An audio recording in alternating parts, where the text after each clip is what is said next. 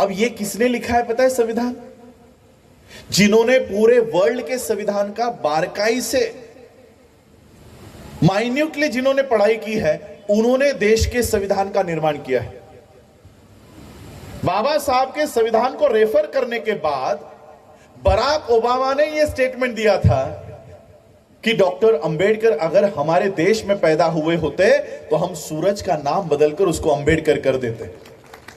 यह Barack Obama ने statement दिया हुआ था। तो जिस संविधान का गौरव पूरा वर्ल्ड करता है, उस संविधान को बाबा साहब ने जिस क्रोनोलॉजिकल ऑर्डर में हम लोगों को दिया है, हमने वो ऑर्डर ही तहस महस कर दी। पहले हम लोगों को कहा कि जस्टिस प्राप्त करना है। आप लोग घर पे जाकर या गूगल पर संविधान का प्रियम्बल पढ़ लो कि हम भारत के लोग, we the people of India, हम लोगों को क्या अचीव करना है? जस्टिस, न्याय। और न्याय भी कौन सा? Social, economical and political. यह क्रम दिया है बाबा साहब ने कि हमें पहले सामाजिक न्याय प्राप्त करना है, फिर आर्थिक न्याय की बारी है और फिर राजनीतिक न्याय प्राप्त करना है। लेकिन हमारा सामाजिक न्याय के लिए कोई कार्यक्रम नहीं, आर्थिक न्याय के लिए कोई कार्यक्रम नहीं। हम सिर्फ चाहते हैं राजनीतिक न्याय। इलेक्शंस आते ही हम लोग एक्टिव हो जाते हैं, इलेक्शंस जाते ही हमारे कोई सामाजिक कार्यक्रम नहीं, हमारे कोई आर्थिक कार्यक्रम नहीं। आप लोगों ने, हम लोगों ने भी बचपन में गाने सुने थे, जहां डाल डाल पर सोने की चिड़िया करती थी बसेरा, वो भारत देश है मेरा, है ना? ये सुना है ना आपने?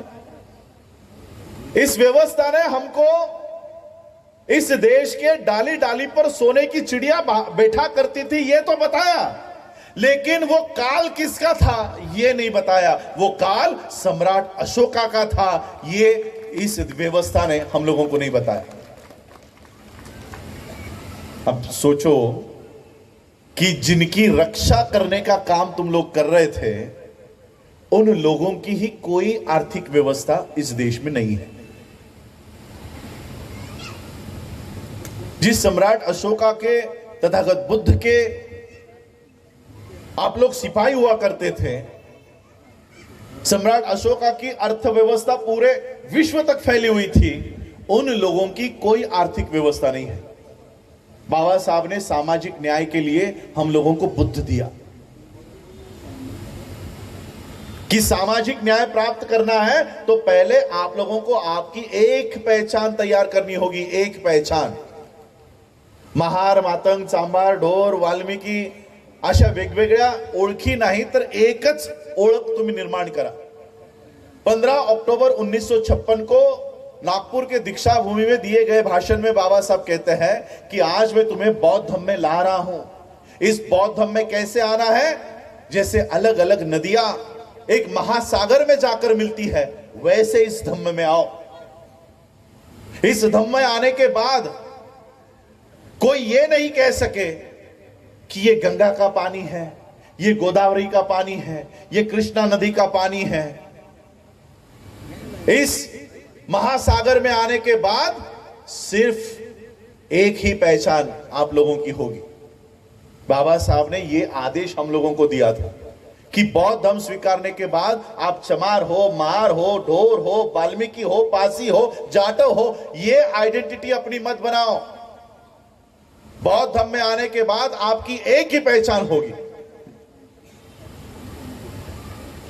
और इसलिए आज जनगणना आती है, बाकी के सारे कार्यक्रम आते हैं, हमें फिर जातियों के लेवल में वो वापस लेकर जाते हैं। हम लोग रिवॉल्यूशन और काउंटर रिवॉल्यूशन के उस लूप में फंसे हुए हैं। हम रिवॉल्यूशन करने जाते हैं, सरकार काउंटर रिवॉल्यूशन दे देती है। बौद्ध धर्म के दीक्षा के कार्यक्रम बढ़ने लगते ही है, वैसे नारे शुरू हो जाते हैं। एक महार लाखांची हार, द ग्रेट चमार, द रॉयल वाल्मीकि। यानी लोग जैसे ही बुद्धिस्ट होना चाहते हैं, सरकार आप लोगों को वापस जाति के डब्बों में रख देती है कि जातियों से बाहर नहीं आना। याद रखो, जितने देर तक तुम महार, चमार, पासी, अजून मला तर बऱ्याच जातींची नावही माहिती नाही. ये जातियों में जब तक रहोगे तब तक तुमको कोई नहीं पूछने वाला, कोई नहीं पूछे. आज बाबा साहब, हमें, आप लोगों को पता होगा, एक 2-4 साल पहले रशिया और यूक्रेन में लड़ाई चल रही थी, वॉर हो रहा था. पता है किस लिए था वो वॉर? यूक्रेन एक छोटा सा देश है.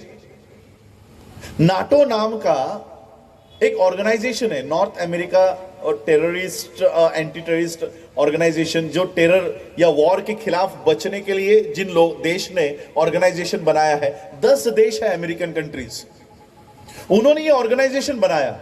यूक्रेन ने कहा कि हमें भी इसका सदस्य बनना है. रशिया ने कहा कि तुमको हम सदस्य नहीं बनने देंगे. तो उन्होंने बाकी कंट्रीज को मनाना शुरू किया कि हमारा सदस्यता ले लेना. रशिया ने कहा कि अगर तुम इस नाटो के सदस्य बने तो तुम्हारे ऊपर हम वॉर पुकार लेंगे, हम युद्ध करेंगे. और फिर रशिया ने पूरा यूक्रेन तबाह कर दिया. कितने देशों का संगठन है नाटो? 10 अमेरिकन कंट्रीज, 10 देशों के संगठन का सदस्य ना यूक्रेन बने, इसलिए पूरा यूक्रेन तबाह कर दिया. आप लोगों ने कभी ऐसे संगठन का हमें भी सदस्य बनाओ इसलिए कोई आंदोलन किया? किसी ने हथियार उठाया, किसी ने प्रोटेस्ट किया, किसी ने पत्थर मारे, किसी ने रेल रोको किया? हमने एक भी आंदोलन कि किसी देश का हमको सदस्य बनाओ इसलिए नहीं किया. बाबा साहब 14 अक्टूबर 1956 को आपको बौद्ध धर्म की दीक्षा देकर गए. आज इस बौद्ध धर्म को मानने वाले 135 देश पूरे पृथ्वी पर है. 135 देश बिना किसी हथियार उठाए, बिना किसी पत्थर उठाए, बिना कोई रेल रोके, बाबा साहब आपको एक ही रात में 135 देशों के संगठन का सदस्य बना गए कि इस देश में अगर आपके ऊपर कोई भी अन्याय होता है, कोई भी अत्याचार होता है, इस देश का संविधान अगर आपकी रक्षा नहीं कर सका तो इस बुद्ध के पीछे चले जाओ, ये बुद्ध तुम्हारी रक्षा करेगा. लेकिन हम यहां पर नहीं जा रहे. हम कहां जा रहे हैं? आम्ही कुठे जातोय? मर्याईकडं, खंडोबाकडं.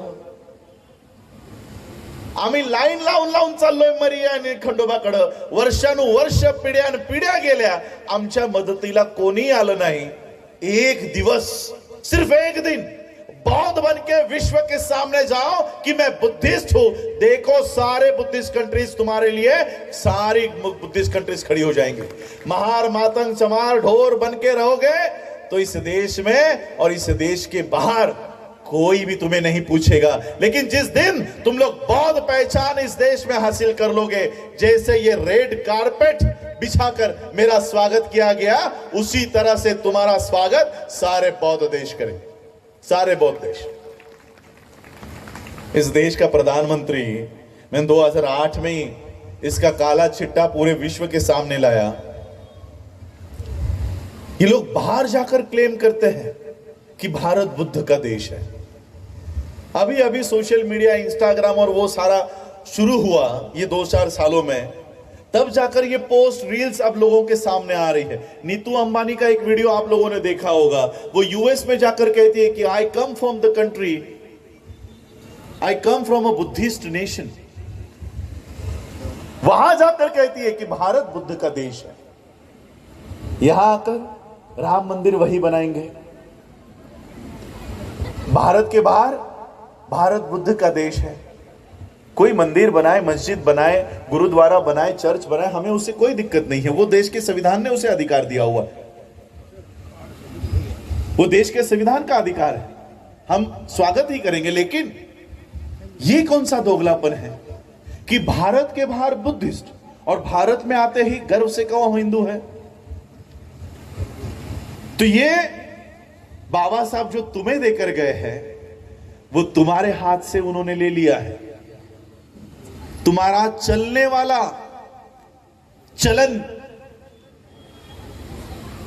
सोने का चलन तुम्हारे हाथ से ले लिया है और तुम्हारे हाथ में नहीं चलने वाला चलन दे दिया. घे मर्याई पूजत बस. 12 सोमवार कर, 15 शुक्रवार कर, चालूच आहे. पिढ्यानपिढ्या सुरू आहे. शुक्रवार गेला, सोमवार गेला, मंगळवार गेला, पिढ्यानपिढ्या गेले, काडीचाही फरक पडला नाही. मी आता त्या फाउंडेशनचं मला वाटतं 2-4 वर्षापूर्वीच मी त्या लोकांना उघडकीस केलं. त्या फाउंडेशनचं नाव काय? Buddha, I am Buddha foundation. Google करा जरा, कभी गूगल करो आई एम बुद्धा. सबसे पहले मैंने इन लोगों को इस देश में एक्सपोज किया कि ये विश्व में जाके कह रहे कि I am Buddha, I am Buddha, I am Buddhist, मुझे मदद करो. इनके कार्यक्रम कहां चल रहे पता है? फ्रांस के पार्लियामेंट में, यूएस के पार्लियामेंट में, ऑस्ट्रेलिया के पार्लियामेंट में, सारे पार्लियामेंट्स में जाके उनके सरकारों को यह बता रहे हैं कि मैं भारत से आया, तो मैं भारत का बौद्ध हूं, हमारे देश को इतना फंड चाहिए, हमारे देश को इतना पैसा चाहिए, वो हमें दो. ये सारे देश के पार्लियामेंट्स में कार्यक्रम हो रहे हैं आई एम बुद्धा नाम के फाउंडेशन से. इसके फाउंडर कौन है पता है? किसी ने किया गूगल? कुछ नाम आए सामने? अगर नाम जानना चाहोगे, इनका नाम है पल्लवी जोशी और विवेक अग्निहोत्री. दोनों पति पत्नी, ब्राह्मण पति पत्नी, दोनों ने फाउंडेशन बनाया कि आई एम बुद्धा. वो विश्व में जाके पैसे मांग रहे हैं कि आई एम बुद्धा, हमें पैसे दो. वो बुद्ध के सामने झोली फैला रहे. हम माता रमाई, माता क्या नाम है उसका, मरियाई के सामने झोली फहरा रहे. और इसलिए हम लोगों को अपना कल्चर क्या है, हमारी संस्कृति क्या है, हमारे त्योहार क्या है, ये हम लोगों को जानना होगा. जब तक हम सम्राट अशोका की जयंती, महात्मा फुले की जयंती, माता सावित्री माई की जयंती, छत्रपति शिवाजी महाराज की जयंती, डॉक्टर बाबा साहब अम्बेडकर की जयंती, ये हमारे त्योहार नहीं बनाएंगे, तब तक हमारे कल्चर चेंज नहीं होगा. ये तुम्हारे त्योहार है, उन्होंने तुम्हारे त्योहारों को काउंटर कर दिया. कल है काउंटर कार्यक्रम. और आज जो रिवॉल्यूशन का कार्यक्रम है उसमें हमारे लोग नहीं है, काउंटर रिवॉल्यूशन के कार्यक्रम में दिखेंगे. इस देश के लोगों का माइंड कैप्चर कर लिया है, पूरा माइंड कैप्चर कर लिया है.